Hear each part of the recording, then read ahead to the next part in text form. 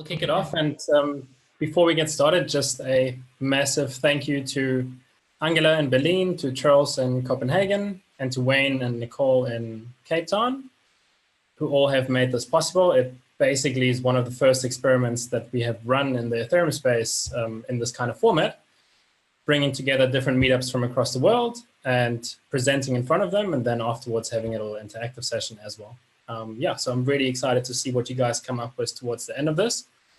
The way we have structured this presentation today, there'll be about 45 minutes to an hour, hopefully on the lesser end of the presentation about just these core primitives, walking through these building blocks that one needs to know about when designing use cases in the crypto space. And after that, we'll jump straight into interactive sessions where meetups locally, where you guys will get into groups and you will design your own use cases using these tools. Some of you might be more advanced, some are less advanced, and I'm sure there'll be a nice mixture of that. And then also we have quite a few people tuning in remotely. And for those, we will have little breakout sessions here on Zoom, where you also will be able to get together in basically groups of 4 to 6, where you will then design your own use case as well. Once that's done, that will be about 30 minutes to 40 minutes. We'll join back together, and I think we should elect one of the use cases that were designed in each location, and one of the remote ones to present to the whole group to see what we come up with. So I'm quite excited for that. I'm going to pick it up. So just 1 second. I'm going to share my screen again. Florian, just a brief question on the interactive part. So I think we will split up in groups here in Berlin as well. But you say we then select just one result to present, right? I think that might be best. It depends on how much time we have. Yeah. So see between yourselves which project might feel most comfortable and confident with presenting. If there are 2 projects, I'm sure we can make time for that as well. And no worries, just to clarify that. Thanks. Super. And then, yeah, so on that note, if you do have any questions, feel free to unmute yourself and just talk and ask while I'm giving the talk. That's absolutely fine. And alternatively, jump on our Telegram and you can ask questions there as well. With me on the call as support, I have Ben from our developer team, and maybe some context. So I'm from Linum Labs and from Protea. We basically build use cases in this Web3 space. And Ben, one of our developers, is on the call with me, who will be assisting me with those questions. Yeah, that's pretty much all we need to get going. So I'm going to jump straight into it. Cool. My name is Florian Büringer. And like I said, I'm with Linum Labs and Protea. I came into the crypto space about 1.5 years ago, so towards the end of 2017, at which point I got quite fascinated with these cryptoeconomic principles that one finds in the space. And I first started looking at various concepts in that, and then got deeper and deeper into it. And this is really what I focus a lot of my attention on. The project that I spent most of my time on is called Protea, Protea.io.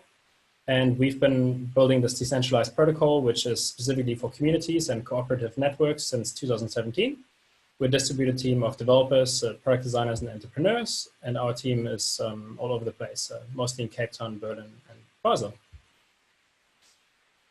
So to kick things off, very similarly to the first workshop, just a reminder of the power of perspective. This art piece reminds me very much of the crypto space. It shows so much chaos from this angle, and if you just turn it slightly, you see that there actually is a method to the madness behind this painting. And to me, that's a perfect analogy to the crypto space, where if you take a certain viewpoint on it, all might look very, very confusing. And if you take a different kind of viewpoint, suddenly there's a lot of clarity. And I think reaching that clarity comes from actually understanding the building blocks that underlie this technology that we're driving. And that's very much what the second workshop is going to be about. If you don't have that much context to blockchain and the crypto space yet, you should still be able to follow along, although there are some principles that you probably ideally would know of already. So if there are beginner questions, Ben will also be able to help you out with those as we go along.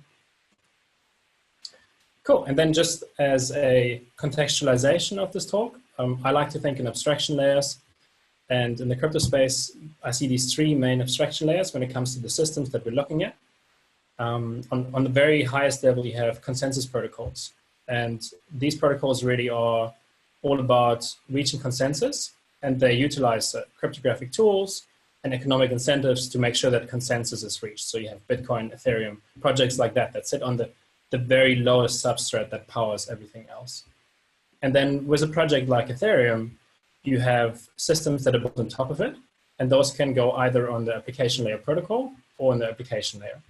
And the only differentiation here really is that on the application layer protocol, you build systems that in turn, other systems can be built on again. If you build on the application layer, then you build directly for the end user, like your actual B2B or B2C use case would be built on the application layer.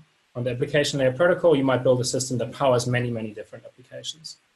And the analogy here is Russian dolls. I think that makes it quite coherent, at least in my mind, when I think about these various layers.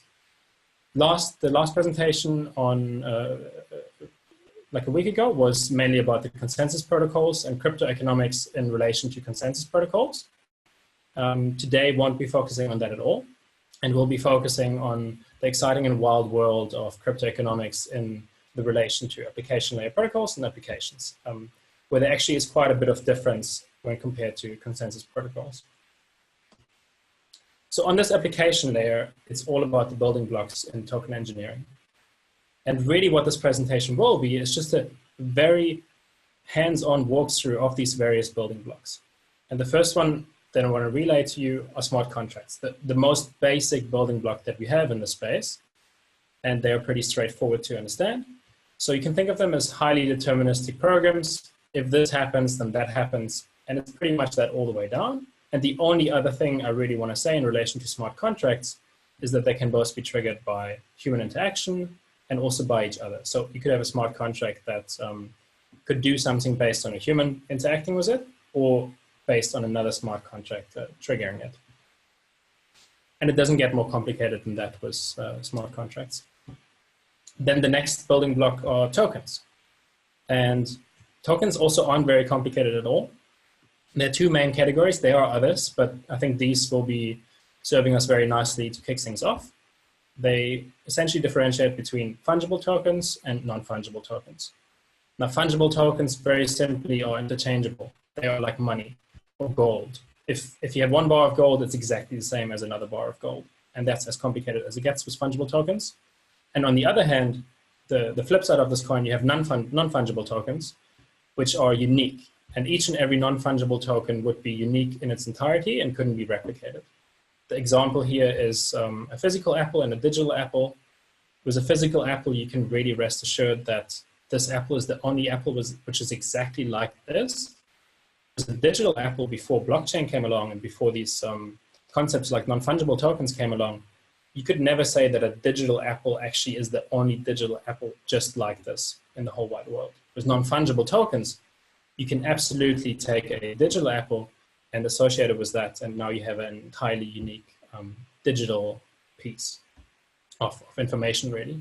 And then on the right here, you just have a very simple example of how a token contract looks. It's just a bunch of addresses that are put in relation to balances, and all of this is kept in consensus. Very, very straightforward stuff. The next concept, which is slightly more difficult to go through, but not daunting at all, actually, especially in the context of this presentation, because we'll go through it step by step by means of examples, are token bonding curves. And before I even tell you about token bonding curves, I want to start with this introduction example. So this is a bit of a thought experiment. And it goes like this. Imagine you want to start an economy around yourself, and you want to reward people who support you early on, who believe in you early on. And you also want the market to discover dynamically the value of your services. Well, in relation to this, please imagine Bob. Now, Bob is an avid singer. And Bob had this idea, and he read about token bonding curves, and he thought, whoa, these things are very interesting. And maybe I can spin up one of those token bonding curves to create my own personal economy.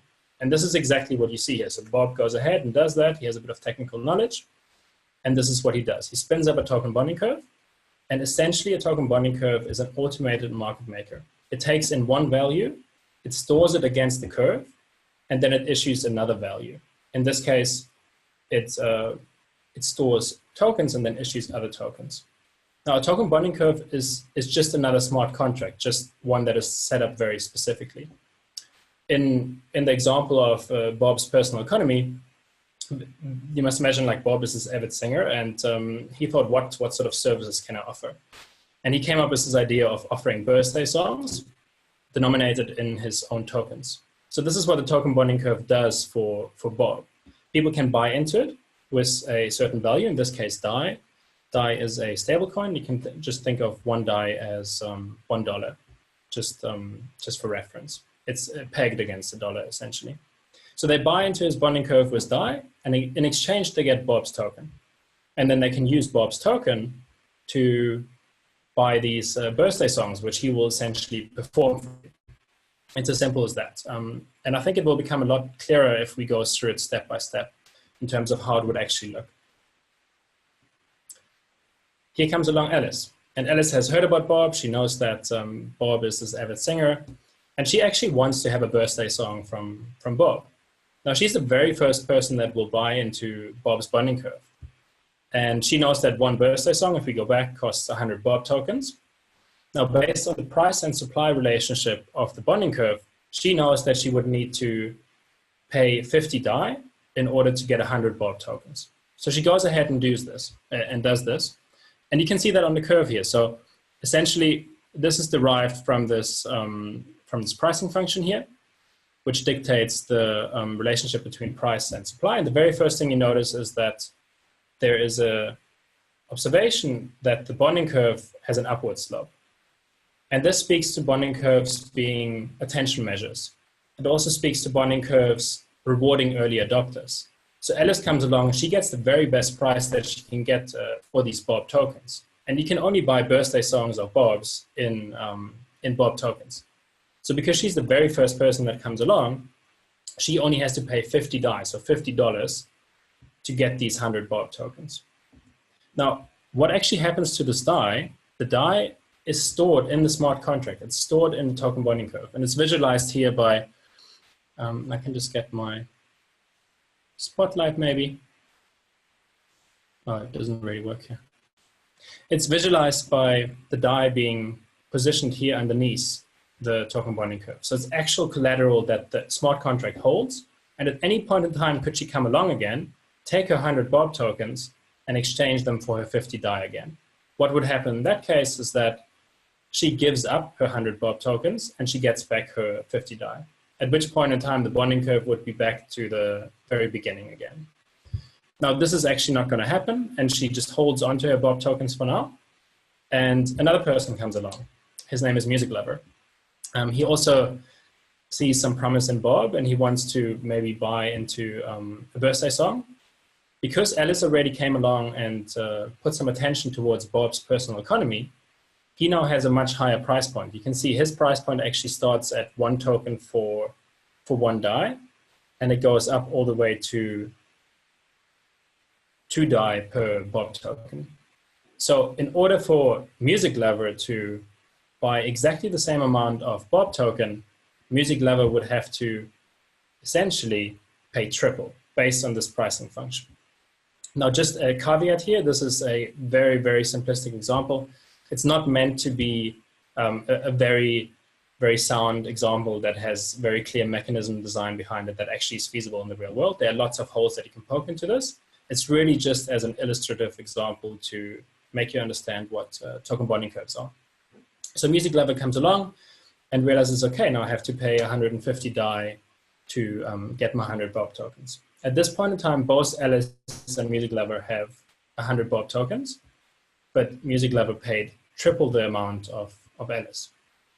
Now, the way this is visualized on the graph actually isn't quite correct, because the token bonding curve is an automated market maker.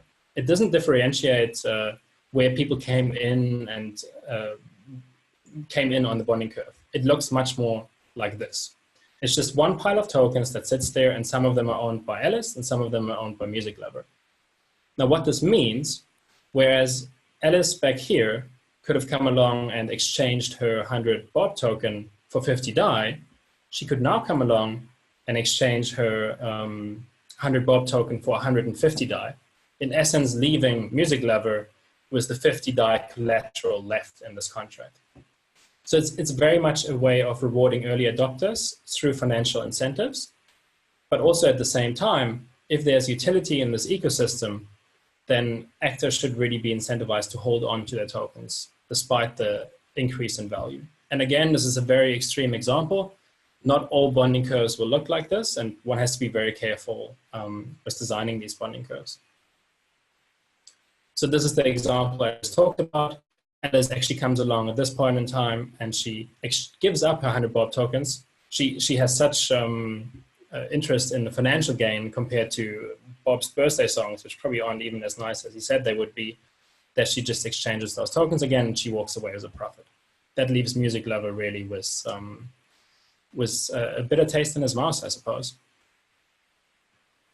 Now, the one thing I do want to mention on this example is with a pure token bonding curve like this one, it's very easy to run into the risk of pump and dump schemes, and it quite easily looks like a pyramid scheme, really. So one of the ways to mitigate that would be to introduce a taxation on the token bonding curve. And really all this is a different curve for selling and buying tokens. So as an example, Alice would maybe come in and pay her 50 DAI to get these 100 tokens. In case of a taxation in the realm here, she might have to pay a little bit more because some of those tokens that she gets actually go somewhere else. They are taxed and they could go anywhere really where you would want them to go. For example, to Bob. And in this case, it would be the only logical conclusion really, that the taxation would go to Bob. Yeah, and then I think a really good way of understanding these various things that go on with token bonding curves is to relate them directly to the 6 parameters that are important when looking at token bonding curves. So there are 2 parameters that relate to the token itself. The first one is issuance. So what token is actually going to be issued by a token bonding curve? In the case of Bob's personal economy, it was a very simple fungible ERC20 token that was issued in exchange for number 3, the collateral, which in his case was DAI. So Bob wanted a stable collateral, which is why he chose DAI. The second parameter relating to the token is the supply. In the case of Bob's example, the supply was infinite. So Bob didn't really worry about there being a stop to his token bonding curve. If people believe in him and want to buy into his personal economy, by all means, they could just buy and buy and buy, and the price would drive up and up and up. Suits Bob just fine. The alternative to that is a finite supply. And then I suppose, and you will have this on your cheat sheets later as well, there's another option with relation to vesting.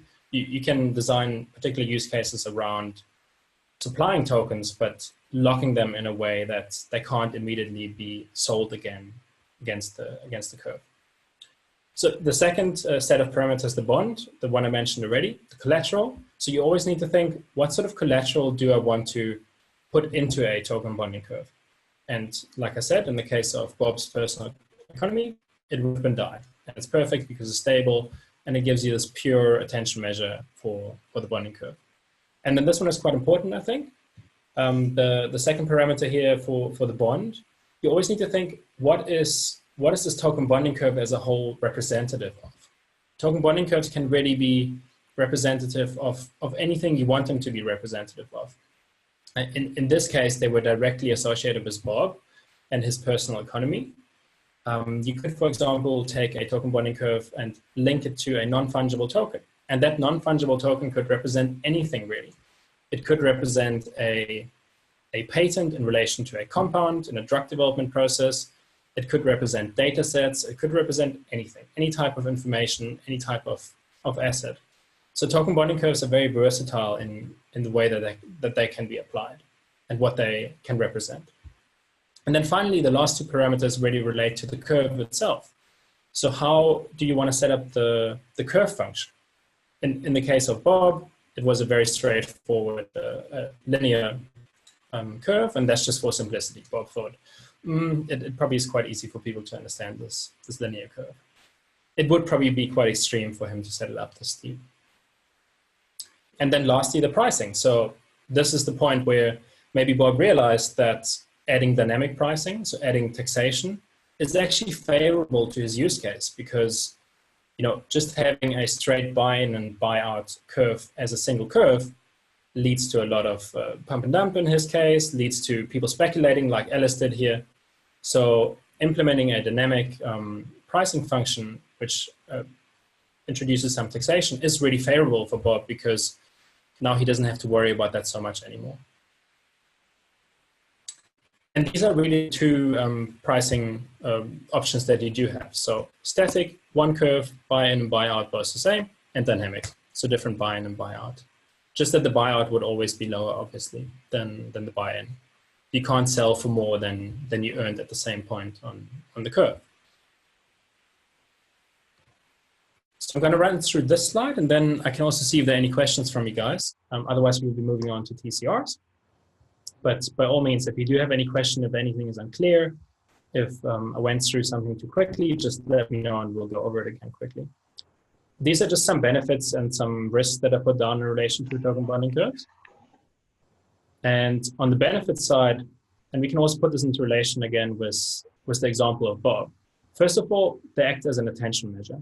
So people put actual value behind the bonding curve, and they store this value there. And by doing that, they forego the opportunity to put it somewhere else, for example, to earn interest on this value.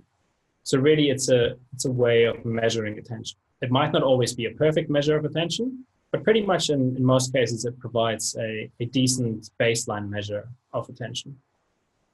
And then secondly, I briefly mentioned this as well already, token bonding curves can act as an incentive for early adopters to markets, specifically markets that benefit from network effects. And that directly speaks to the chicken and egg problem. So networks like Twitter and Reddit, for example, actually had to seed value initially to create some sort of network effect to then incentivize people to use it, to make them understand, oh, it's actually useful to tweet something because other people see it and I get sort of gratification from having this interaction with other people. If you tweet something and nobody sees it, what is the incentive for you to tweet that? There is no incentive really.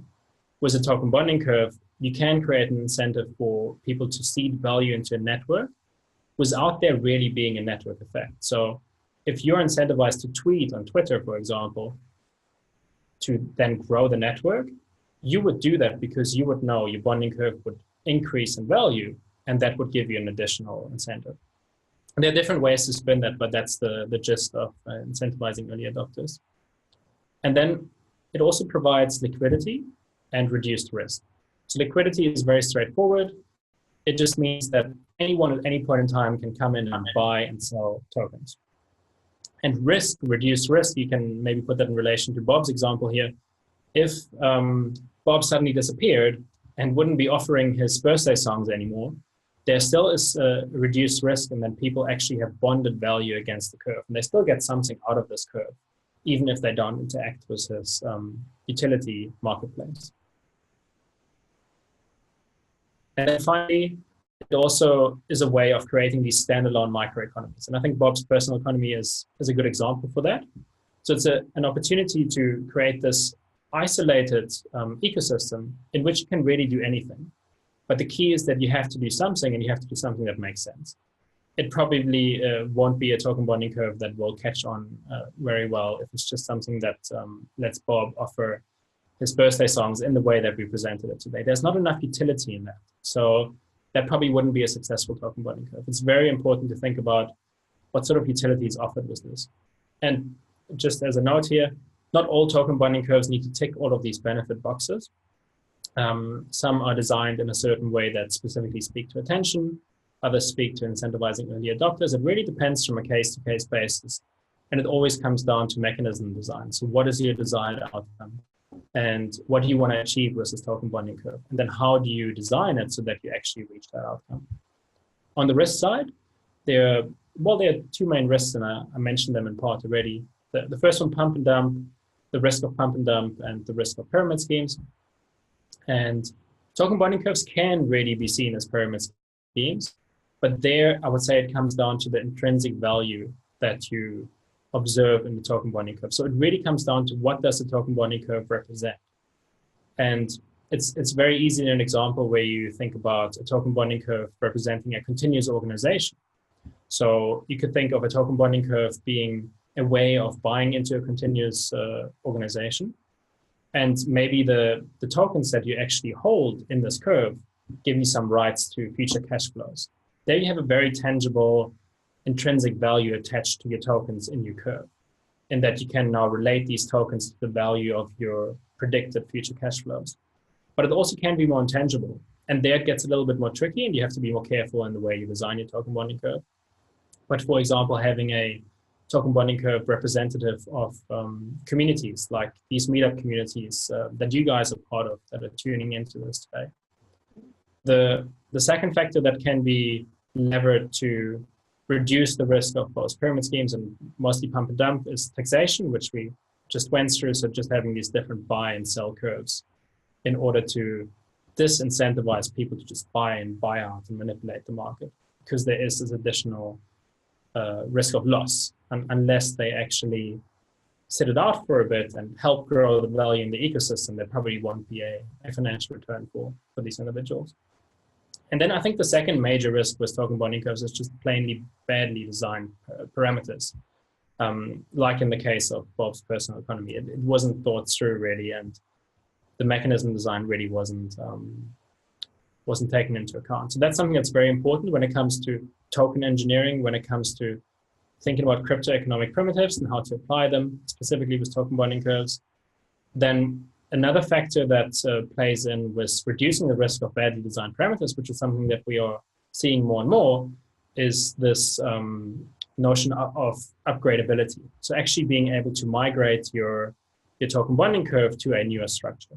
It doesn't work in all scenarios, but there are certain scenarios where it actually is feasible to take a token bonding curve and then change the structure if it doesn't work the way it works. So this speaks to migrating your token bonding curve. Cool, so we would be moving on to token curated registries, but I just want to have a quick check-in. Are there any questions so far, Ben? Hey, yep, quick question. Yes, of course. What happened when and if the token get listed on exchanges or it is used for swaps with other tokens? What happened to its value? Like, is it kept fixed? How can you ensure like that its value is kept like as the bonding curve one on an exchange, for example, or on a swap system? So specifically, you're thinking about secondary markets? Yep, exactly. Cool. Yeah, so secondary markets are something that is unavoidable entirely. They can actually add to the stability of the pricing. There are different scenarios. So if you think of a horizontal token bonding curve, for example, there's no point in ever a secondary market jumping up, because the value is what it is. It's constant, but hardly any token bonding curves are designed with a horizontal price supply function. So secondary markets do exist. They aren't necessarily something that is undesirable. There's nothing you can do about them, but they also don't necessarily harm the token bonding curve. The token bonding curve has its pricing function programmed the way it is, and all that secondary markets really could do is slow down the activity on the token bonding curve. And you could imagine an example where a price, like if we go back to this curve, for example, this is an exponential curve. At one point, the jump from buying another token might be so vastly different to buying the previous token that you would really be incentivized to rather buy an existing token on a secondary market, and somebody might make a profit of that. So that's something that we will see, and I think it just comes down to experimentation, and it comes down to actually observing what happens on mainnet, what happens in the real world. Sure. But what do you think about in the long run if the supply increase enormously and so the price, that maybe a secondary market where people will sell at premium there will be some incentives to the people that buy very early to sell at premium of next price that is still much higher than what they bought it for. Yeah, absolutely. So that could happen. Again, it comes down to the value of the token bonding curve. So if there's enough value in what they have bought into initially, then they wouldn't want to do that. If they do want to do that, then that also speaks to what the token bonding curve represents, and maybe that's absolutely fine. You know, it's each their own, and there always will be different actors in the system. You can't control what happens. All right, thank you. Just a quick question on the bonding curve. Do you have any examples live on mainnet of usable token bonding curves or successful implementation of it? Yeah, so the first one that jumps to mind is proof of weak hands, which is probably not the best example. Banker also. Then I'm not sure if Relevant just introduced token bonding curves as well, was what they released in beta. Ben, do you have any other examples that you can think of that have token bonding curves on mainnet that you can look at? Yeah, so the last time we held one of these workshops, Relevant was about to release on mainnet. I think they have now. Bancor is a really good example, and also Status Wallet is busy looking at it for their app sort of curation project. Yeah. Also happy to look into that a bit more and send some additional info through on the Telegram. I think there are a fair few examples that are just about to release. Protea, for example, will go live on mainnet in the next 2 to 4 weeks.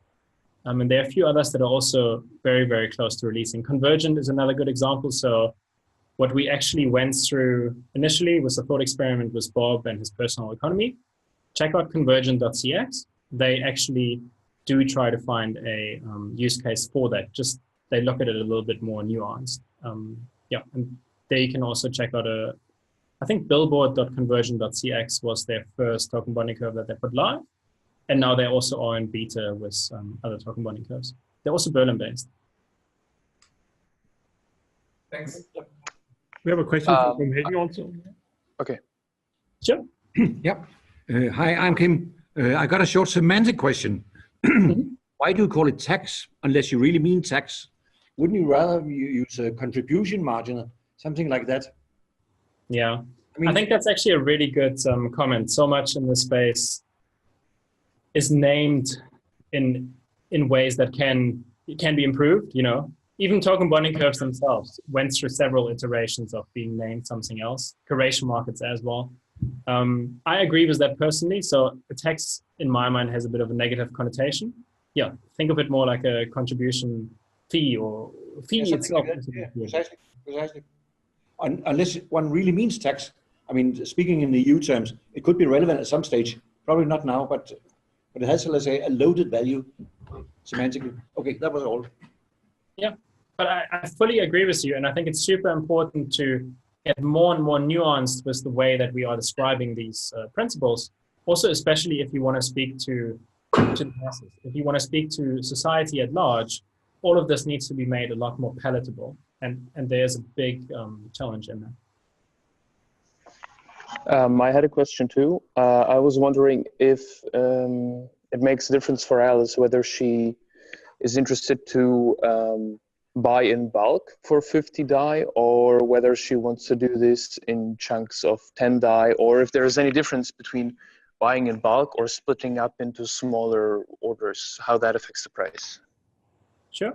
Ben, you might also want to speak to that, but my answer would be it really just comes down to the gas cost, and that is very much negligible, I think. So doing multiple transactions or doing a single transaction. If she's the only person that buys into this bonding curve at this particular point in time, there shouldn't really be a difference. But Ben, correct me if you have any other arguments. No, nothing to add there. Super. Okay. Cool. So any other questions you have in relation to token bonding curves, we can also cover later on. You can send them through, and Ben will also try to answer them in text.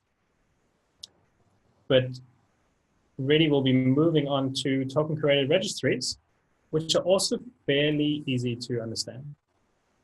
And again, we have an example here. Surprise, surprise, it's Bob again. And in this case, his ego really got to him. And he has started his personal economy, he has done a few birthday songs, and now he thinks, well, I'm one of the world's greatest singers. And there is this token-curated registry which exactly tracks that. It's a list. it's really an unordered list of singers that are the best singers of the world, bands, individuals, whoever. And the way token curated registries work, they are simply that. They are lists, registries, where anyone can come along and request to put information onto this registry. And then token holders can, in like a certain time period, vote on a challenge, or they can accept this additional entry to the list. And the example here would be that Bob comes along and he thinks, wow, this is amazing. There's this list. I want to be on this list. I'm part of the greatest singers of the world. So you would take some tokens. And it's really the token, native token to this TCR. So whatever token would be used in this TCR. And Bob takes his tokens, for argument's sake, let's just say he takes 50 DAI, so $50, that's the requirement. And he risks them by staking himself onto this list. Now, you must imagine there's a certain time period, let's say there are 5 days. And in this time period, expert challengers will look at this new addition, this proposed addition to this list, and they will then decide if they accept it or not. In this case, Alice, one of the expert challengers, actually matches Bob's stake of 50 DAI, and she says, no, Bob, I heard you sing. You're not part of the world's greatest singers. And that is as straightforward as it gets. You have then all the other token holders voting on Alice's challenge. And once the challenge is over, in this case, Bob loses because they collectively agree that Bob is not part of this list. His tokens will be redistributed to the challenger and to the people who voted in relation to that. So it's a way of curating lists, and there are different kind of lists that you can curate with token curated registries. The example that I just went through is an unordered TCR. So it's just a list of the greatest singers. There's no differentiation between who is on the top of the list, who's on the bottom of the list. In opposition to that, you can have ordered TCRs. So again, it would be, for example, a list of the greatest singers in the world, but in this case, it would be ordered from 1 to 100. And very specifically, people would have positions on this list, and they, like the one on top would be the greatest singer. The one on the bottom would be the least greatest singer as part of the greatest singers. And then the third one that I want to just talk to you guys about are graded TCRs. And they're very similar to ordered TCRs, just that they are ordered, yet there also is a rank attached. And what could happen with graded TCRs is that you have 2 entries which have exactly the same rank, which would then just mean that they are on the same position in terms of the order. So you can have 2 or multiple entries which hold the same position with graded TCRs. There are other TCRs too. They get a bit more complicated. I do mention them in the cheat sheet that you guys will get. So you can look them up in your own time. There are many good articles, both on token bonding curves and token curated registries out there that speak to those. But I think these 3 are the most prominent token curated registries that are out there, and they will get you designing quite nicely when it comes to your use cases later. Super. Before we jump over to you guys designing your own use cases, I'm going to walk you through 2 examples. And just before we get into that, are there any questions on token curated registries?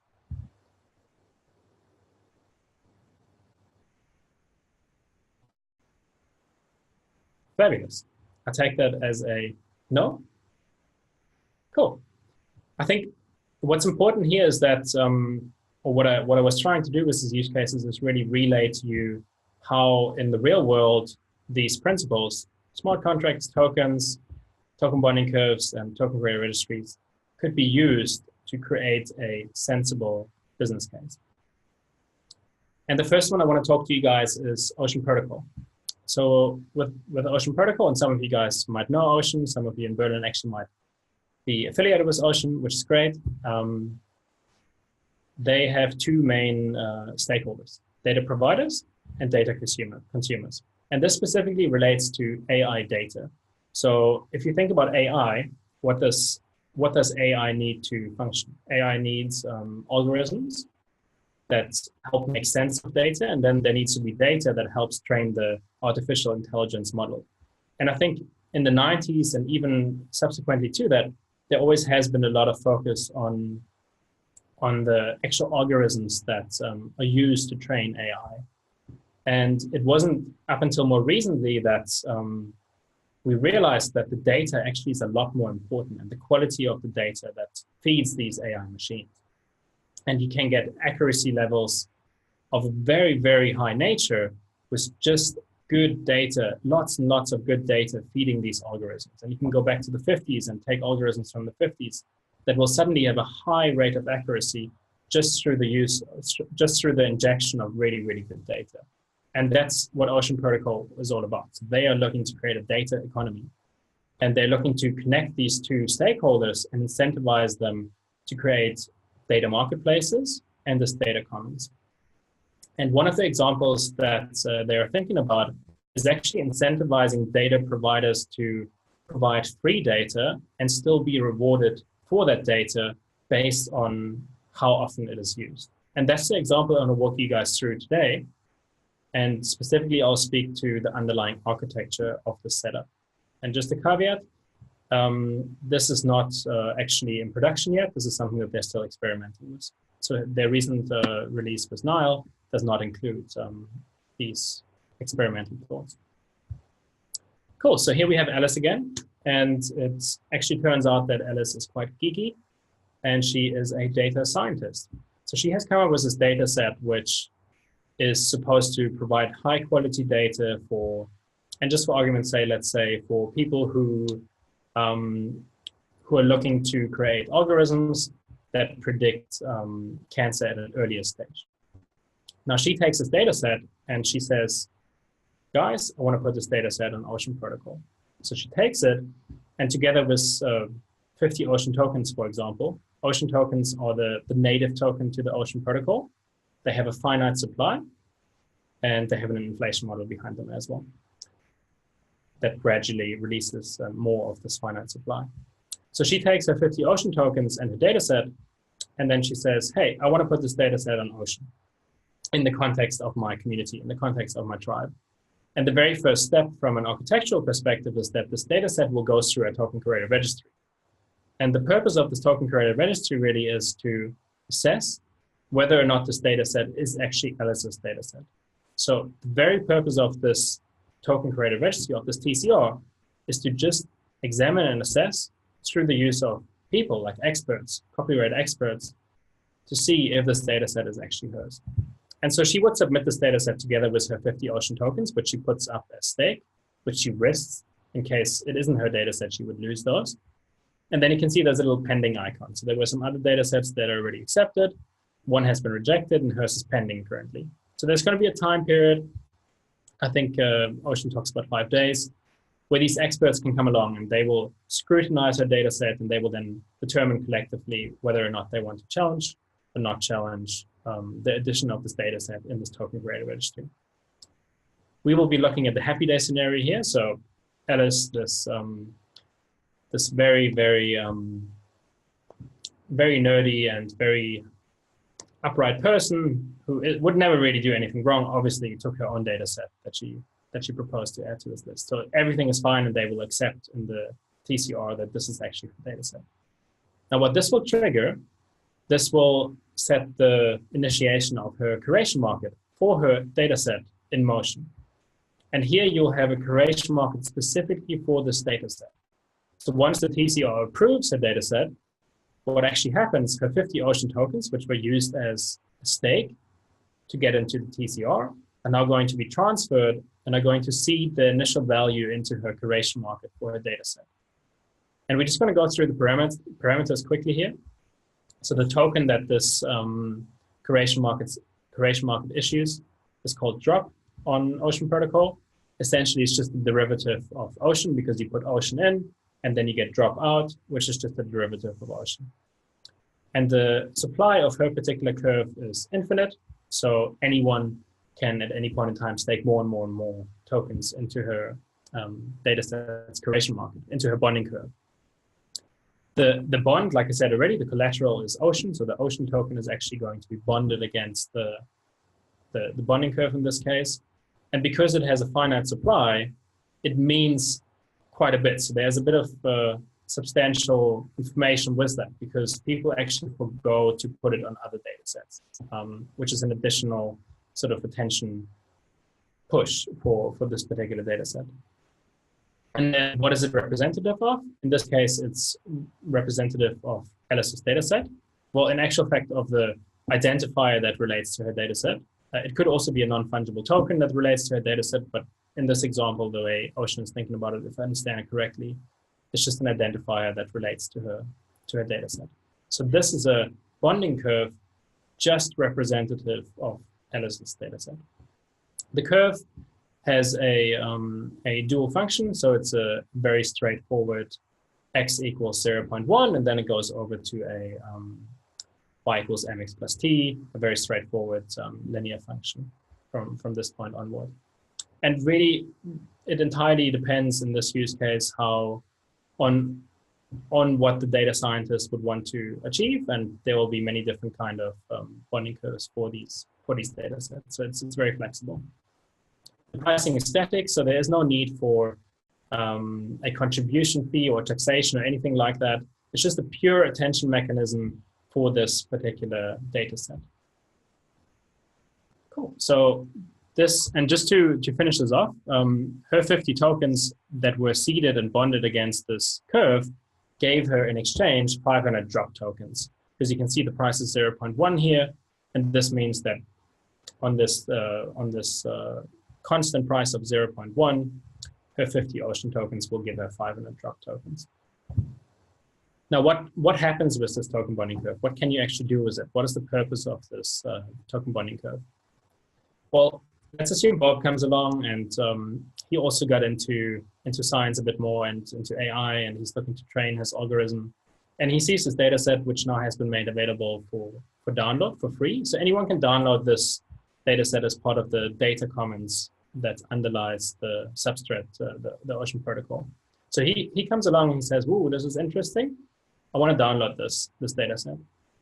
And essentially what that does, that will trigger a block reward mechanism, at least so they are thinking about it.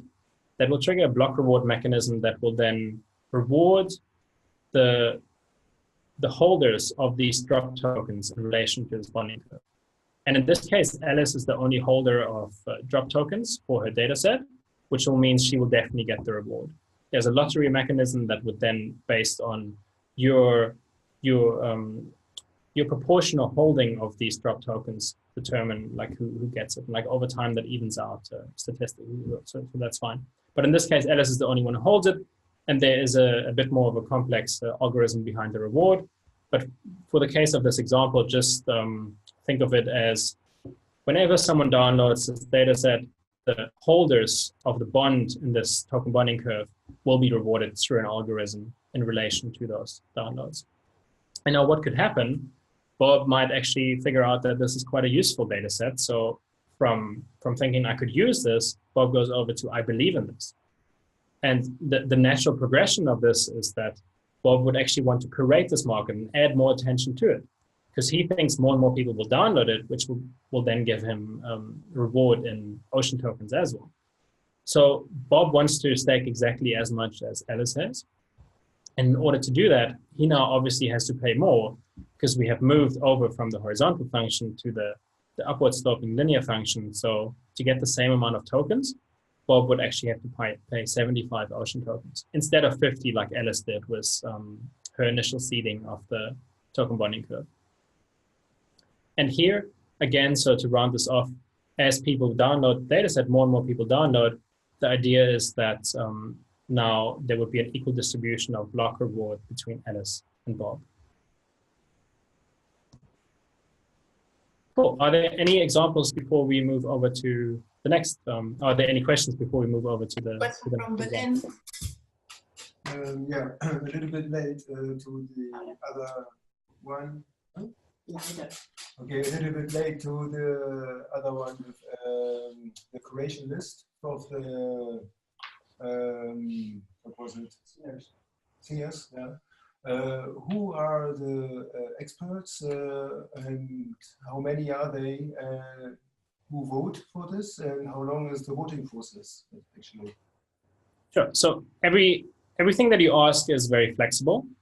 It would really depend on who is defined as the expert on the TCR. So it's role-based really, and different use cases have different setups.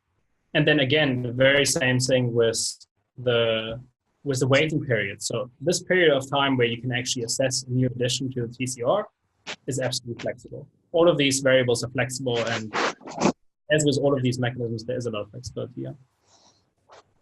But how do I know that they are experts? Sorry, how do you know? How do you know that they're experts? They are experts. So I think that's a good question. A TCR relates to the context of the community around the TCR. So it's up to you to decide on whether or not these people are experts. One of the projects that we're busy with, for example, Molecule, has a TCR that assesses the validity of patents of compounds for the drug development process. And the experts there would be very carefully chosen individuals that look at these data sets again and again. So there must be some sort of reputation element in relation to that in order for them to really be, seen as authoritative experts. And how many votes will be on this list to decide, or how long is the time frame for the vote that you know that it gets accepted or not? Yeah, again, entirely flexible. So it depends from project to project and depends on how you set it up. But most of them have it set up in a way that the majority vote would actually reject or accept the challenge. Couldn't it be gamed also? I mean, definitely. So this is a good point. I think a lot of token curated registries can be gamed. And again, it's very important how you set it up for it not to be gameable to the degree that it should be. I've got another question on the curve. I think it's the next slide. There's a horizontal part, and then the curve is moving in a linear direction. And do you know the purpose of this switching from horizontal to linear growth? Is it to have a certain threshold until a data set is accepted so that enough people are staking on it, or what's the purpose of that? So this is entirely arbitrary. I think this is just the way that Ocean explained it in an article where they walk through this example. The trigger point would be defined by the algorithm that underlies the function of this bonding curve. So this is a piecewise function. It just means that it has different algorithms at different stages. And you can set up your code in a way that this is just triggered once you get to that point. Perhaps you can share this article, because it would be interesting to get more details. So what I can do in relation to that, I can share that article, and then also there's an interesting talk that Band Protocol recently gave on how to make Solidity, so the code for smart contracts in Ethereum, understand these various parameters when it comes to, for example, piecewise functions. And there's a good call that I can also share here. Cool, thanks. I have a question related to your question. How do you go about constructing the power laws depending on the applications? Like here, this is a piecewise function. And before you showed some curves that have different kinds of power laws associated with it. So how would you go about constructing that? Do you mind just elaborating on parallels? Sorry? Are you saying parallels? Power curves. I'm just wondering what kind of power laws you use and how do you decide which ones to use depending on the applications that you have? Like for this particular one, you use the piecewise and there's a certain reasoning behind it that you just gave. Sure. So I can't speak to the reasoning of this curve. I'm not sure if it would actually be the way they would want it to be set up. What I can speak to in the next use case, so on Project Protea, I can specifically speak to why we would set up the curve the way we have decided to set it up. And maybe that will help to that. Sure. Cool, fab. Then we'll move on to the next example, which is going to be Protea. And just as a quick primer, so Protea is all about tokenizing trust and commitment in both communities and cooperative networks. And on a high-level view, so on a conceptual overview on this protocol, the way we have set it up, you have DAI as collateral for token bonding curves, which act as the gateway to these cooperative utility networks. So in a way, you can think about the token bonding curve in the context of Protea as simply the gateway to this ecosystem that is created for communities and cooperative networks. And DAI always is the collateral in these curves, and then curves can really be set up any way you want to, and it depends on use case to use case. I have 2 use cases that I'm going to present to you guys that have vastly different token bonding curves, where there's specific reasoning though behind the setting up of the curve function. So in this ecosystem, what can you do within Protea? This is what the protocol really facilitates, and then you have these individual use cases which are built on top of that. There are 2 main categories that we're looking at, where we're looking to create verticals. The one is tragedy of the commons. So if you think about communal networks, cooperative networks, often you find common goods or a common thing, common behavior, like just a common good, which can be in the notion of the tragedy of the commons, overused or misused.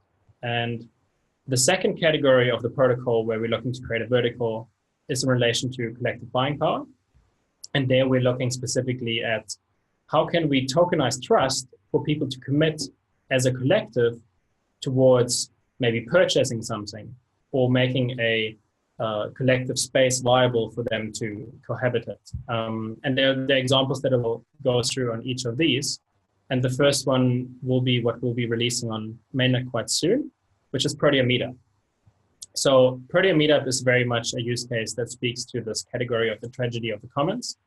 And it speaks to meetups and specifically free meetups. So the idea here would be that, like all of you guys, you come together, you have free meetups, and not everybody always pitches up.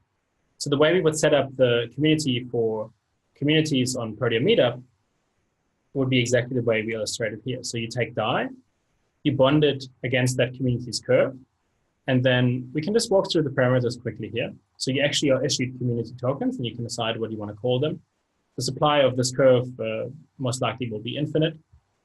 And then the curve itself, so the bond and the curve and the token bonding curve is representative of the community and the value in the community. Now this function, we would recommend most communities to set up as a slow growing linear curve. And that's just because when I think of communities, then I think of slow growing turtles. I don't think that communities are places that suddenly grow in a lot of value. It's slowly and steadily that value is accumulated in communities. So it's not so much about making money with the token bonding curve. It's a way of incentivizing early adopters to a degree, but mostly it's about what is provided in the utility ecosystem of this community. And for this very first version of Protea Meetup that we'll be releasing, it's going to be very straightforward. So you bond your DAI against the community's curve, and that already will give a attention signal towards that community. So you must imagine this community now in a sea of many different communities will have some sort of attention towards it, and that's a first curation measure. Now, with this bonded value, with your community tokens, you'll be able to engage with meetups, with events. And the first way we're setting this up is very simple. It's an RSVP mechanism where you commit money towards going to the meetup, and everybody does that as they RSVP. Now, once you're at the meetup, you prove your attendance, scanning a QR code very, very simply. And if you don't attend, then your tokens are going to be redistributed to those that did attend. Now, a big focus for us was Protea Meetup, and I can just go to this next slide where you see the redistribution mechanism here. So this is Bob's meetup community, and you have Alice and Bob who RSVP to this meetup here, this conceptual meetup, and there's Rebel Bob who RSVP'd, but who won't be attending, who hasn't proved his attendance. This is just one way of setting up this utility in Protea Meetup. And a big focus for us is on upgradability and also adaptability of the way that these contracts are used. So it's going to be very, very easy with Protea Meetup to adjust the way, for example, you want the distribution mechanism to work.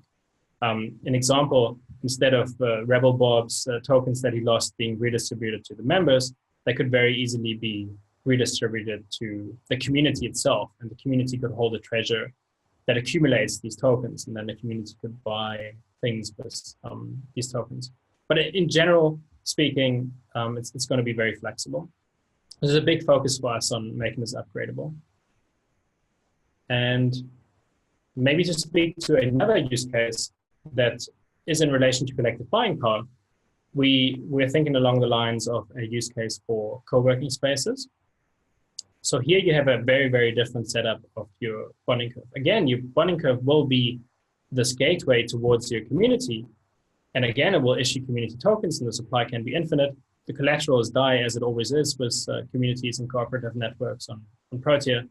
But the curve will be modeled a lot more like a sigmoid function. And really the purpose of the curve here is to generate a network effect.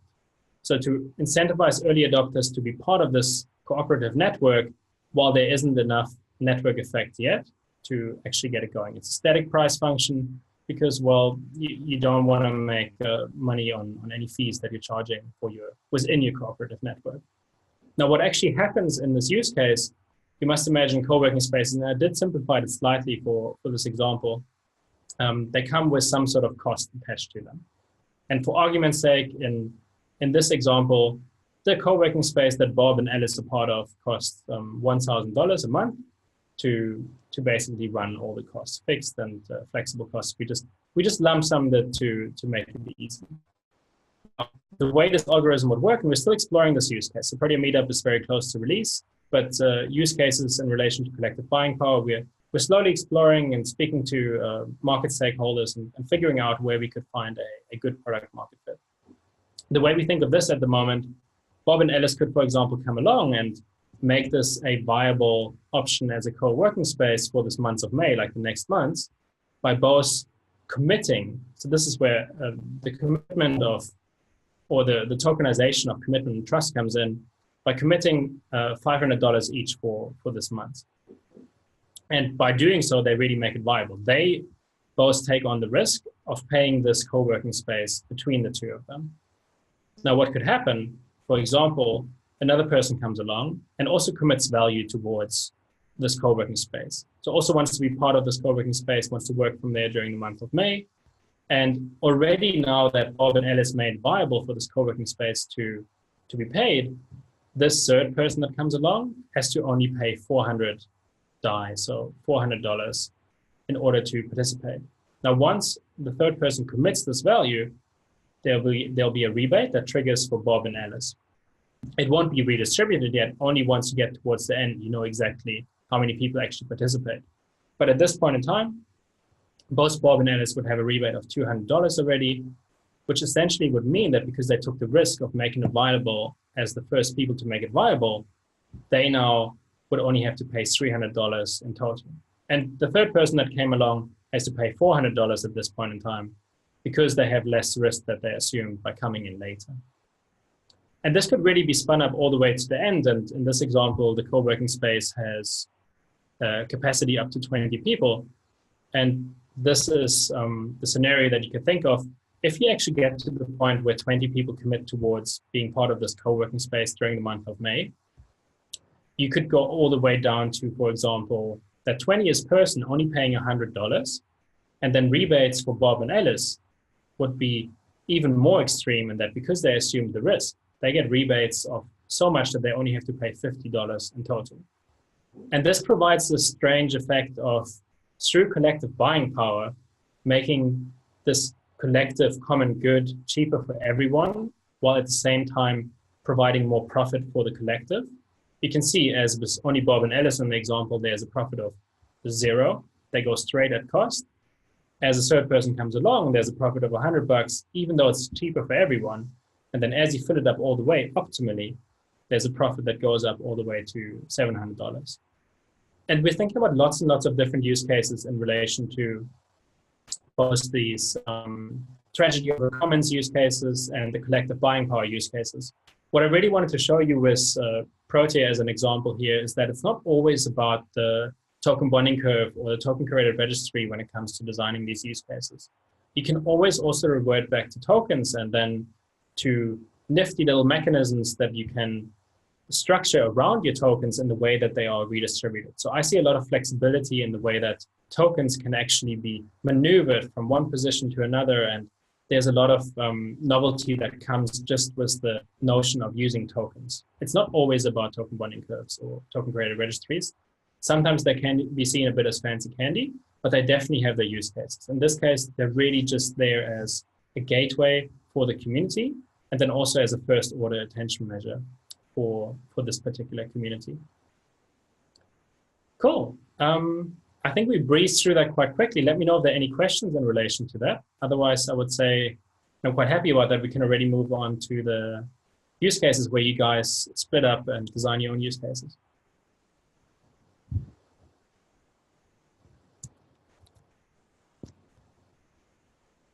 Ben, were there any questions that you saw in the chat maybe? I just answered the one, I think he was talking about power curves and not parallels, but I think I answered that in the chat. Okay, super. Thank you.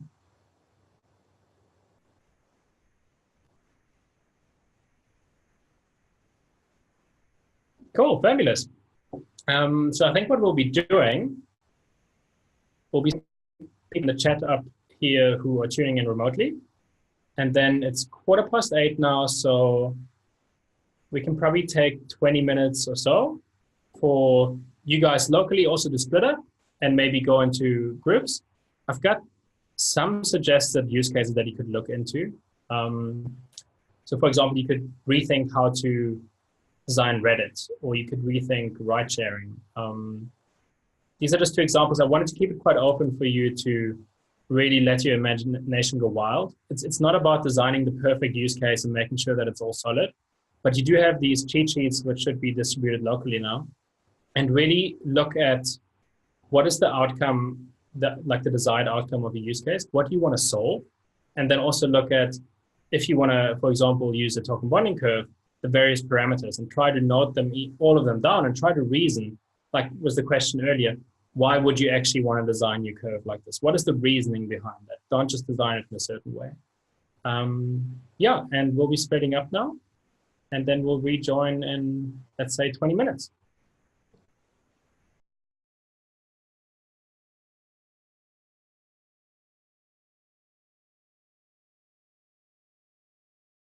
The conversation gently here, even despite it being so interesting. But all Berlin, Cape Town, and Copenhagen, I think, are ready for their presentations. So I'm excited to see who would want to go first. Mm-hmm.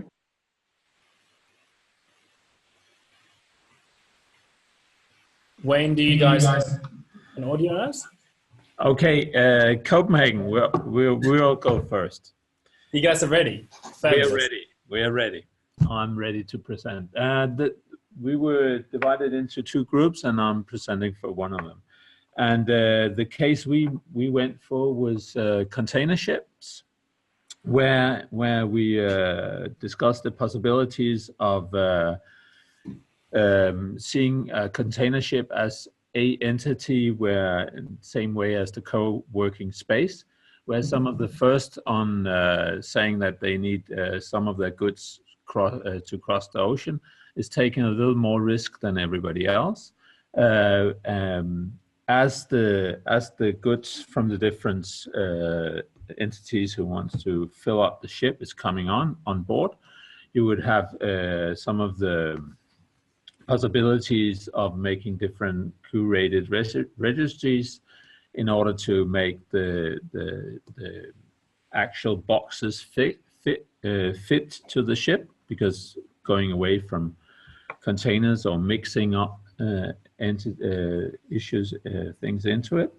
And also if some of the ones using the has need for transportation, they could thereby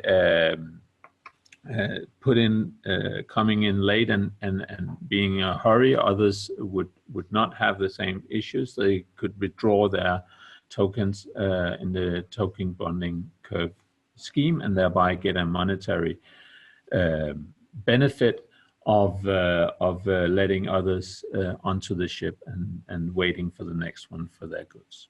So that was more or less the case we discussed. Interesting. So you're actually adding a component where you guys are saying, I might buy into it early, but then I could resell it later on for somebody else who comes on but assumes less risk. Yeah. So of course we had also the taxation, which should not be named taxation, but a dynamic pricing scheme, which would of course be a steeper curve the closer you are to the actual date of departure. That the premium of withdrawing should be higher and higher. Okay, that's interesting, because then you have less of a possibility of others maybe finding that spot, and there's more. Okay, interesting. Yep. Fantastic, cool. Yep. Do you guys want to present your other use case too, or? I think it's Berlin's turn now, and then might later, but I don't think so. Yep. Super. Thanks so much. Welcome. Okay, we are ready to go in case. Thanks for the handover. Dorian, should we go next, or what's the... I think you have been challenged to go next, absolutely. Okay, so I can tell you we really had super interesting cases, but if we can go fast, we can present more than one, but here's the first. I have to hurry up. Oh, I'll just try it super quick. Yeah.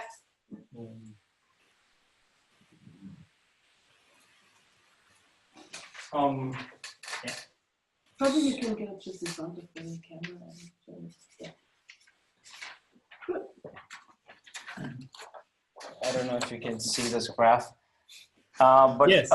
Basically there is a person in our team who owns a record label, and the record label has a bunch of artists as a community in there, and they basically want to support each other irrespective of how popular their music gets. But as we see in the real world, popularity has this kind of power distribution in which one of the artists are getting really popular and earn most of the revenue. So our bonding idea curve basically was, if people want to buy these records, at the beginning, they have a very low threshold of coming on board. So this is like price versus supply for a particular record from an artist. And as more and more people get on, the price increases, and we have this step function, basically to check whether the popularity is there or not. And as the price increases, the size of this step basically starts to decrease. So once we have confirmed that the popularity has pushed beyond this kind of saturation point, we know that it's actually popular, it's not being pushed artificially. And so we can kind of like have this overall power distribution represented with the artists and the kind of music they're producing. So that was one of our ideas. Yeah. Cool.